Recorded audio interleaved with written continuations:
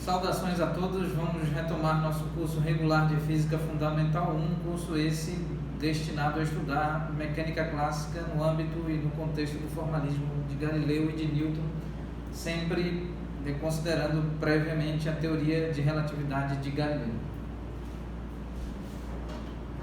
Muito bem, durante a aula anterior nós estávamos analisando, a aula imediatamente anterior, nós estávamos analisando a formulação newtoniana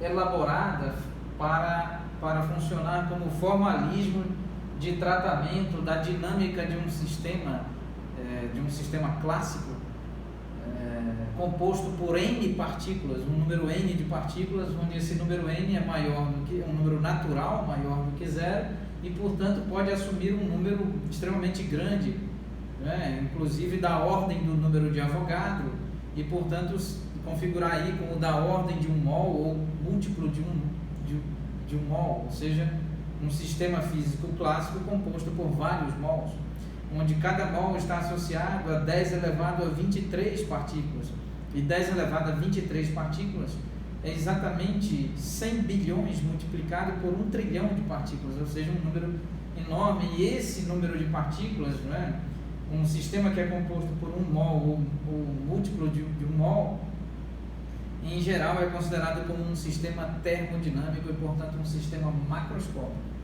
Então, vamos analisar,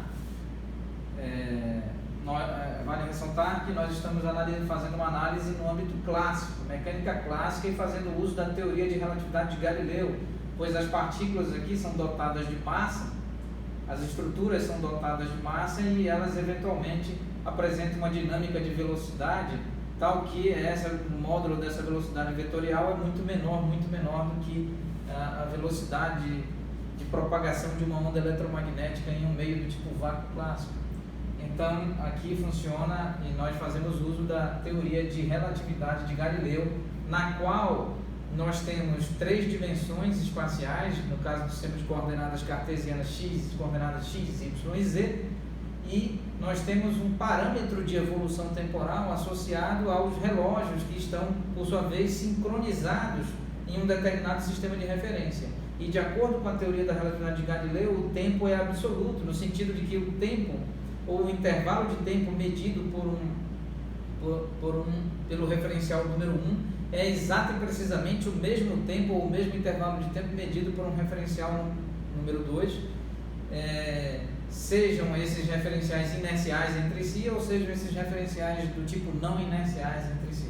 Muito bem, então o tempo é uma grandeza absoluta e é a mesma medida por diferentes observadores acoplados em diferentes sistemas de referência. E então nós temos um espaço euclidiano tridimensional e um parâmetro, tal como nós estudamos no âmbito da geometria analítica, quando nós vamos analisar a equação paramétrica de uma reta, onde existe um parâmetro do qual depende funcionalmente as variáveis associadas à reta. Então aqui, exemplo, similarmente na teoria da relatividade de Galileu, nós temos x, y, z, x depende do tempo, y depende do tempo e z depende do tempo, e o tempo não é uma dimensão acoplada às 3 dimensões espaciais, e simplesmente é um parâmetro de evolução temporal. Muito bem.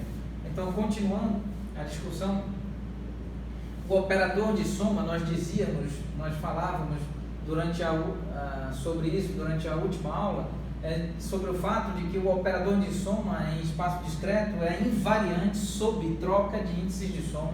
Então, o resultado da soma jamais dependerá da escolha do símbolo ou do caractere linguístico utilizado para funcionar como subíndice de soma em um operador de soma no espaço discreto.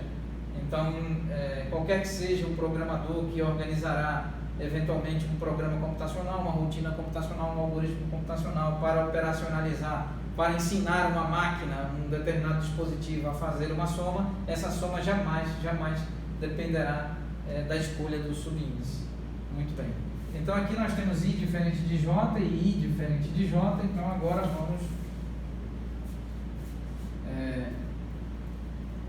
dando prosseguimento, dando continuidade e considerando a observação aqui Até sugiro que quem estiver, não é, assistindo esta aula, eu sugiro respeitosamente que tal pessoa assista também as aulas anteriores, não é, associadas a essa playlist dedicada à mecânica clássica. Essa playlist está disponibilizada na plataforma do YouTube, no canal Professor Damião Meira, IFPA, Instituto Federal do Pará, campus de Santarém. Muito bem, então aqui nós vamos considerar então 1 dividido por 2, somatório em I variando de 1 até N maiúsculo, somatório em J variando de 1 até N maiúsculo, F, I, J, I diferente de J para retirarmos os termos de autointeração que não são convenientes para um tratamento no âmbito clássico. E aqui nós vamos mudar o índice. No lugar do I nós substituiremos por J, e no lugar do J nós faremos a substituição por I. E isso efetivamente nós devemos recordar que o resultado da soma gerada por um operador de soma em espaço discreto, ele é invariante sob troca de índices de soma, de modo que nós podemos escrever J igual a 1 até N, e o somatório aqui é I variando de 1 até N, F de JI. O que nós fizemos, pura e simplesmente, tão somente substituímos no lugar do I, trocamos por J convenientemente, no lugar do J convenientemente trocamos por I. Muito bem, então uma outra observação, então são duas observações, não é? Uma outra observação é de que o resultado da soma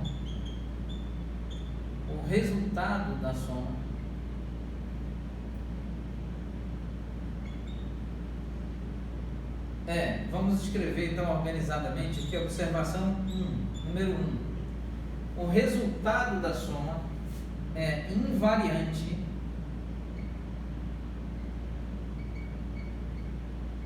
sob troca de índices de soma. A outra observação 2, o resultado da soma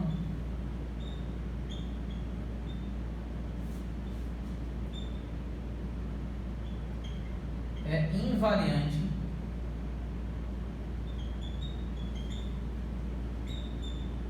sob troca na ordem de aplicação do operador de soma.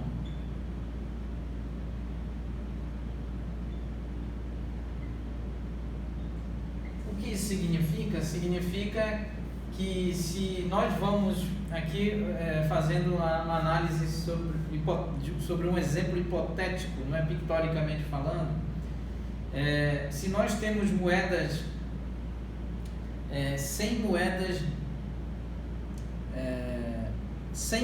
de 50 centavos e 50 moedas de R$1, então nós temos aí R$100, não é?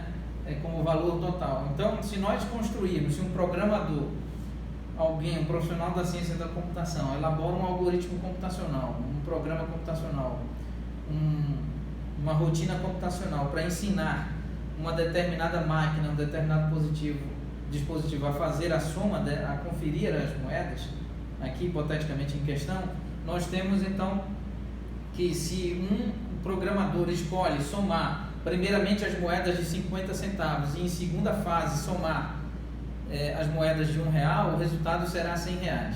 Então é lógico, é razoável acreditar, e é bastante lógico, que se nós somarmos inicialmente as moedas de R$1 e por conseguinte, não é? E em seguida somarmos as moedas de 50 centavos, então também teremos o valor máximo de R$100, o que implica que o resultado da soma é invariante sob troca na ordem de aplicação do operador de soma. Então, se nós aplicamos primeiramente o operador de soma associado às moedas de 50 centavos e em seguida aplicamos o operador de soma associado às moedas de R$1, nós teremos um resultado no final.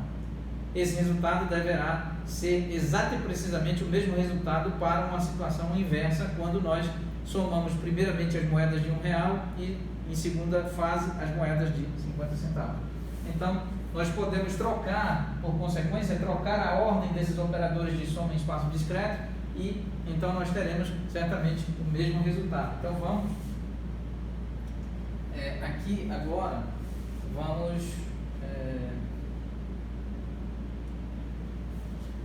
vamos verificar o enquadramento da câmera. Muito bem, então agora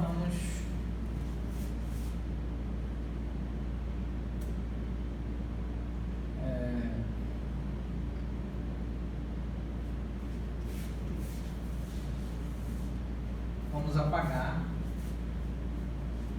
esta faixa do quadro.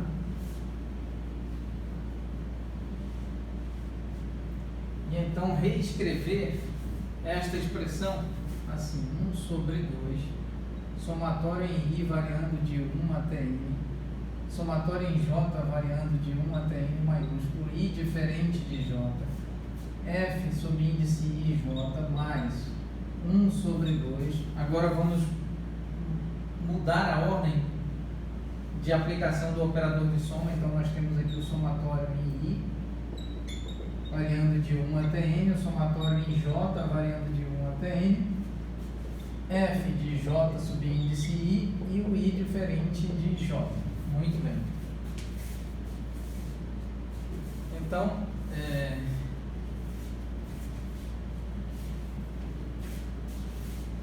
vamos apagar as observações.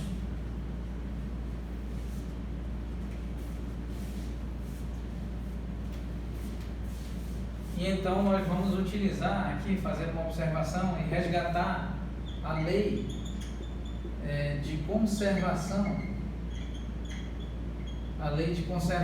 do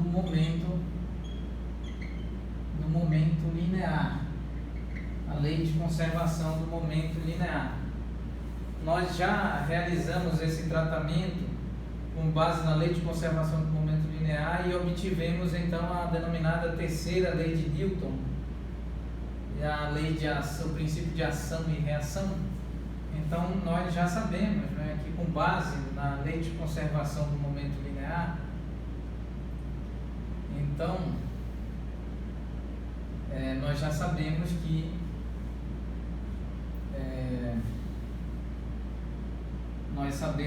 dado um sistema composto por massa M1 e massa, duas estruturas, uma dotada de massa M1 e outra dotada de massa M2, e considerar que essas estruturas estão inseridas em um sistema perfeitamente isolado, totalmente isolado, e no âmbito da termodinâmica existe uma diferença conceitual entre sistema fechado e sistema isolado. No caso de um sistema isolado, a termodinâmica nos ensina que não há troca de energia do meio interior para o meio exterior, do meio exterior para o meio interior, e não há troca de massa, ou seja, não há fluxo de massa e não há fluxo de energia. Não há fluxo de massa e não há fluxo de energia entre o meio interior e o exterior, entre o meio exterior e o meio interior. Então, isso é efetivamente um sistema isolado. Ao passo que um sistema fechado no âmbito da termodinâmica é um sistema com relação ao qual é possível o fluxo de energia entre o meio interior e o exterior, entre o meio exterior e o meio interior, porém não é possível o fluxo de matéria. Então não há troca de matéria entre o meio interior e o exterior, porém ocorre a transferência de energia, o fluxo de energia. Então, se admitirmos que esse sistema é um sistema isolado energeticamente, então não há troca de matéria entre o meio interior e o meio exterior, entre o meio exterior e o meio interior, e não há fluxo de energia entre o meio interior e o meio exterior, entre o meio exterior e o meio interior. Muito bem. Então aqui cabe a lei de conservação do momento linear. Então nós temos aqui o momento linear da estrutura 1 no instante t, mais o momento linear da estrutura 2 no instante t. Isso é igual ao momento linear da estrutura 1, da estrutura dotada de massa M1 no instante t mais delta t, mais o momento linear da estrutura dotada de massa M2 no instante t mais delta t. Então nós temos isso como uma constante vetorial no tempo. constante vetorial no tempo, ao longo ou durante a evolução do parâmetro de evolução temporal. Muito bem, então vamos tentar analisar. Então nós temos momento linear t mais ΔT menos o momento linear em t, isso é igual menos o momento linear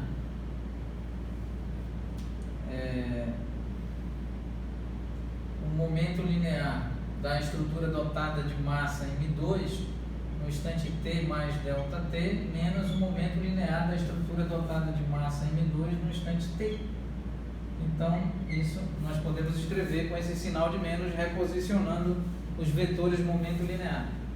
Então, nós podemos aqui, certamente, dividir em ambos os lados da igualdade por ΔT, não é? E podemos, em seguida, aplicar o limite, não é? Limite, quando ΔT tende a zero, então precisamos de mais espaço.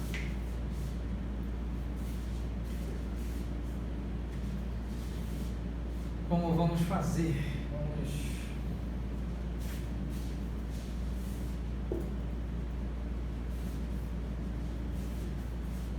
Vamos usufruir de mais espaço, então agora nós vamos apagar este termo e vamos escrever assim. Limite, quando ΔT tende a zero, de P2, do momento linear, aqui está,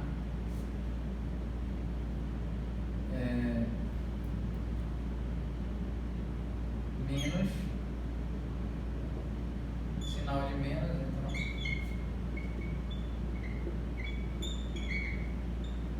ΔT igual ao limite, quando ΔT tende a zero, do momento linear associado à estrutura dotada de massa M1,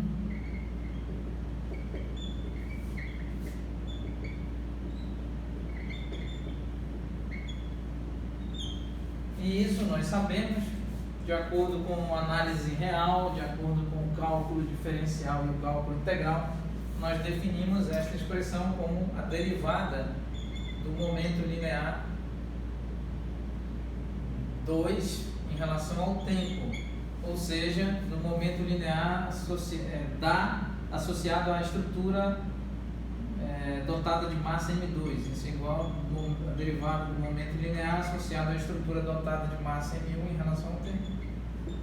Então, esse resultado, segundo a lei de Newton, nós temos que a derivada do momento linear da estrutura dotada de massa M1 em relação ao tempo, de acordo com a segunda lei de Newton, isso é a força que a estrutura dotada de massa M2 exerce sobre a estrutura dotada de massa M1.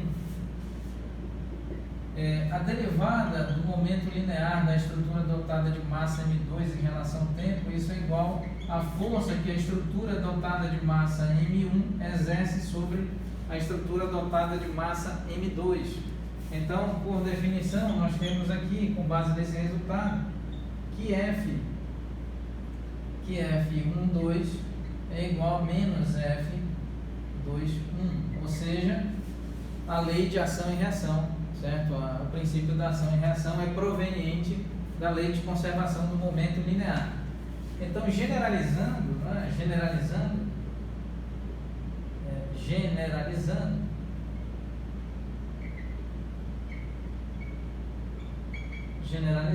temos que F de IJ é igual a menos F de JI. Muito bem.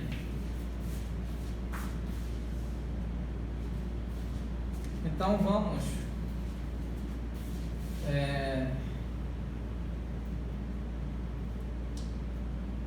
agora vamos encerrar a aula neste ponto para efeito de viabilização do processo de gravação.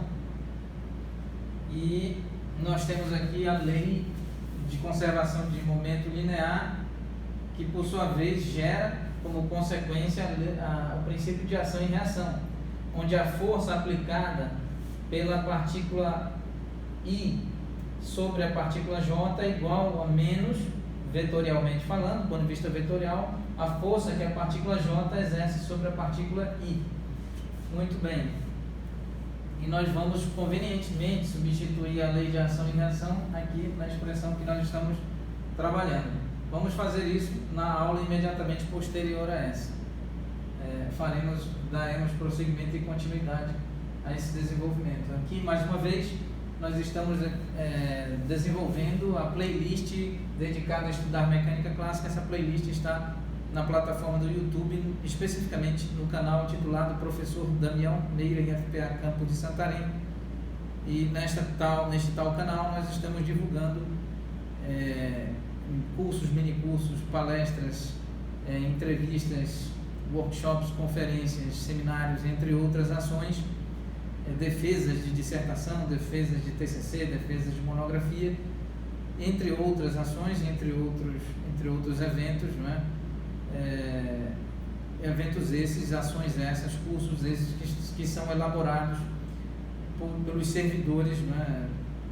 Pelos servidores técnicos e docentes, em parceria com nossos discentes, nossos estudantes, aqui do Instituto Federal do Pará, Campo de Santarém. E eu, professor Damião Pedro Meira Filho, sou professor da cadeira de Física Teórica, de Física Matemática deste Instituto Federal, e em parceria com os meus colegas, servidores e nossos prezados estudantes, nós estaremos ao longo dos próximos meses elaborando e exibindo no nosso canal e em outros canais relacionados ao Instituto Federal as ações de ensino, de extensão, de pesquisa e de gestão desenvolvidas por todos nós que compomos o Instituto Federal do Pará, Campo de Santarém. Muito obrigado a todos.